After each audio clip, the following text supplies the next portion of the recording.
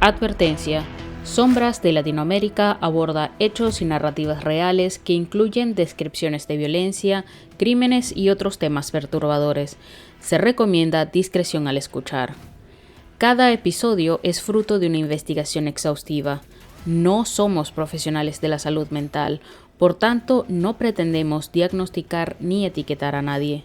Las historias presentadas en este podcast tienen fines educativos y narrativos que no buscan glorificar la violencia.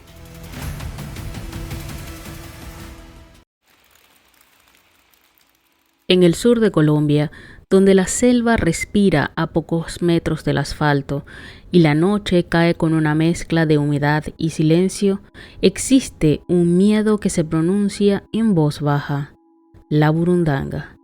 Un término que evoca vulnerabilidad, engaño y pérdida de control.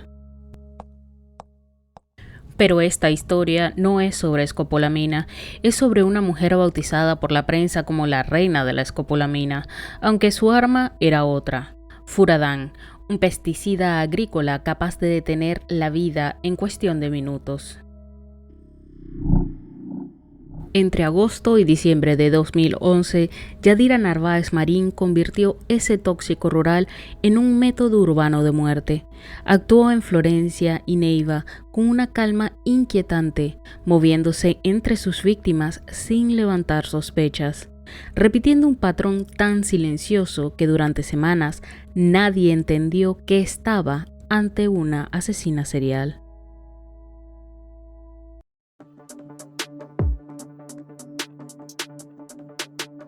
Sean todos bienvenidos a Sombras de Latinoamérica, historias ocultas, voces que iluminan.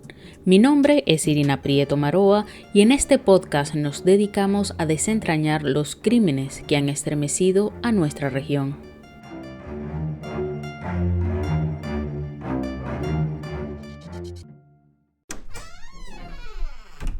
Yadira nació en 1985 en Florencia, Caquetá. Fue criada por sus padres en Rivera, Huila, junto a sus dos hermanos.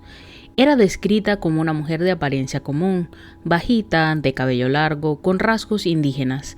Vivía entre Florencia y Neiva, en un entorno donde la economía informal y la precariedad moldeaban la vida diaria.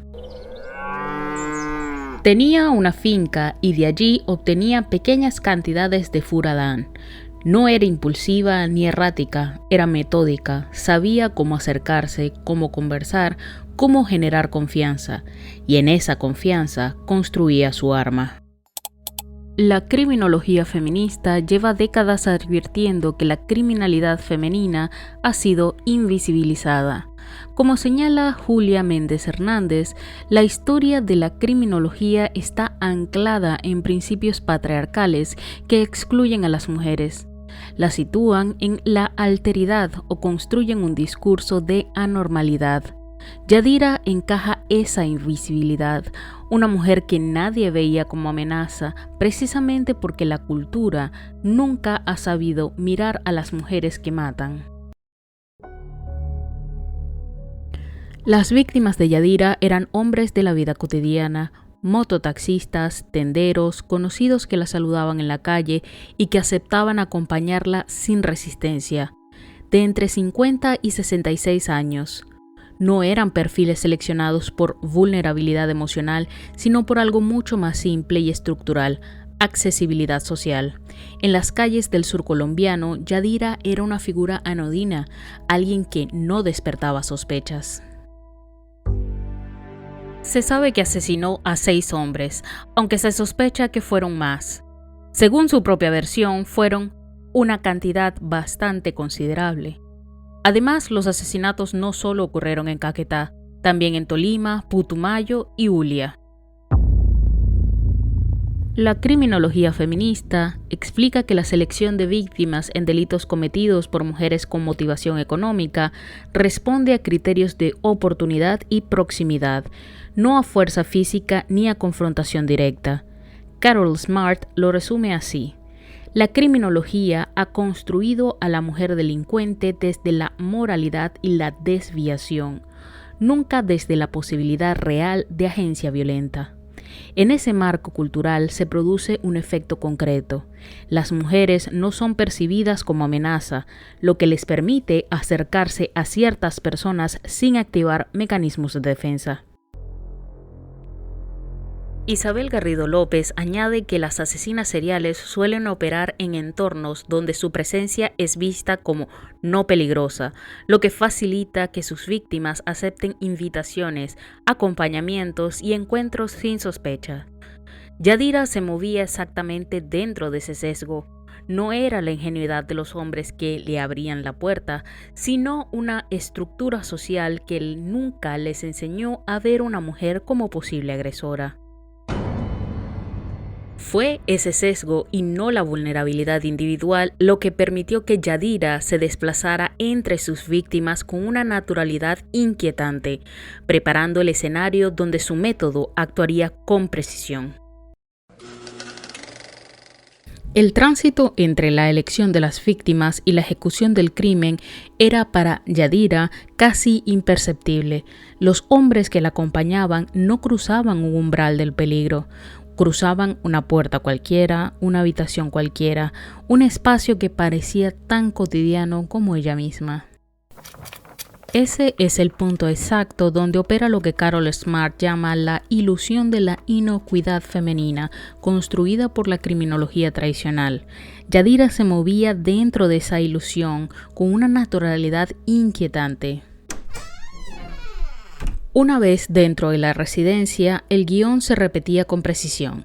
La bebida, una cerveza, una gaseosa, era el vehículo. El furadán, el arma, es un tóxico que actúa con rapidez. Calor, mareo, dificultad para respirar. Muchos se dirigían al baño buscando agua y allí colapsaban. La Nación y Noticias Caracol coinciden en ese detalle. Los cuerpos aparecían semidesnudos, sin señales de violencia, cerca del baño. La escena siempre era silenciosa, sin lucha, sin marcas. Una muerte que imitaba lo natural, que engañaba al ojo policial y que parecía cualquier cosa menos homicidio.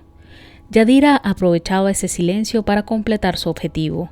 Robaba motos, dinero, electrodomésticos, víveres. A veces regresaba para borrar sus huellas. En un caso, extrajo la huella dactilar de la víctima para robarle documentos, un acto que medios colombianos reportan como evidencia de su método organizado. Luego salía del hotel y era recogida por un cómplice. Ella misma lo confesó, que eran 4 en el grupo, incluyendo a su novia, pero solo ella fue capturada.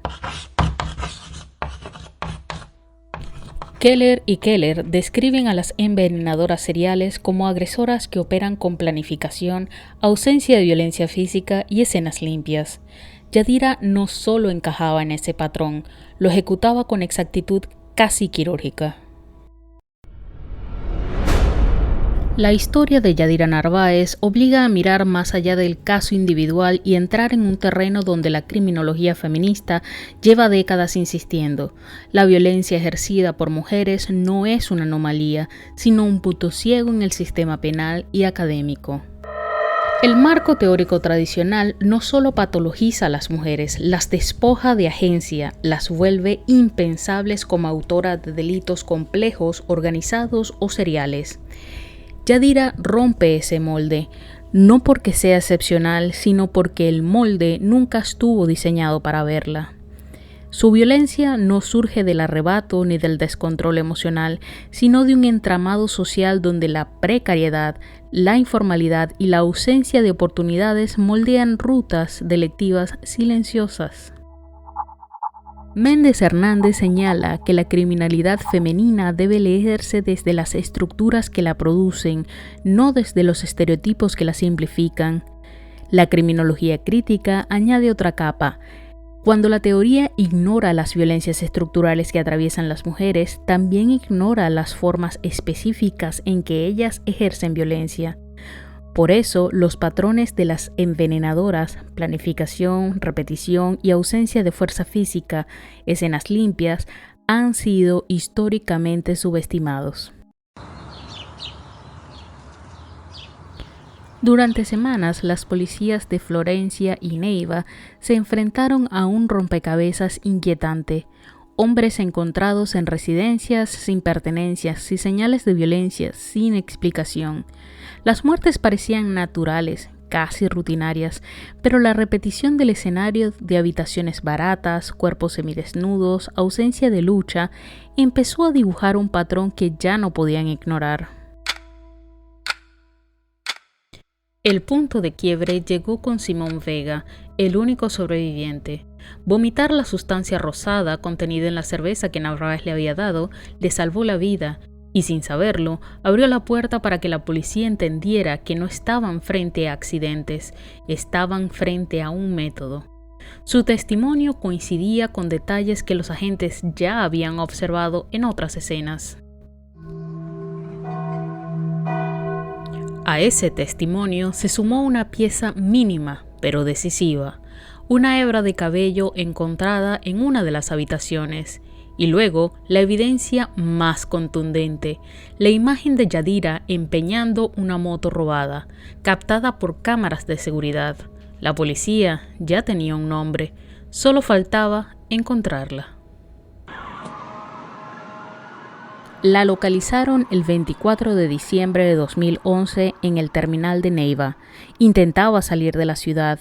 Al inicio negó todo, insistiendo en que las muertes eran coincidencias, pero cuando los peritos confirmaron que las víctimas habían ingerido veneno, Yadira aceptó los cargos. No confesó por culpa, confesó porque la evidencia ya había hablado. Los procesos judiciales avanzaron en 2 etapas. En 2013 fue condenada por varios de los homicidios y por hurto calificado. En 2014 confesó un homicidio adicional, ampliando su historia criminal. Las sentencias acumuladas superan los 100 años de prisión. Desde entonces, Yadira Narváez permanece recluida. La mujer que convirtió la noche en una trampa silenciosa terminó cayendo por lo mismo que la hacía tan efectiva, la repetición de su propio método. La caída de Yadira Narváez no cierra la historia, la abre. Nos recuerda que la violencia no tiene género, pero sí tiene contextos, que la noche puede ser un escenario, pero también un síntoma, y que en Latinoamérica las sombras no siempre vienen de donde esperamos. Muchas gracias por escuchar Sombras de Latinoamérica, historias ocultas, voces que iluminan. Únete a nuestra comunidad en Instagram y TikTok @sombraslatam y no olvides seguirnos y dejarnos tu comentario en tu plataforma favorita. Tu voz nos ayuda a crecer y a que más personas encuentren la verdad entre las sombras.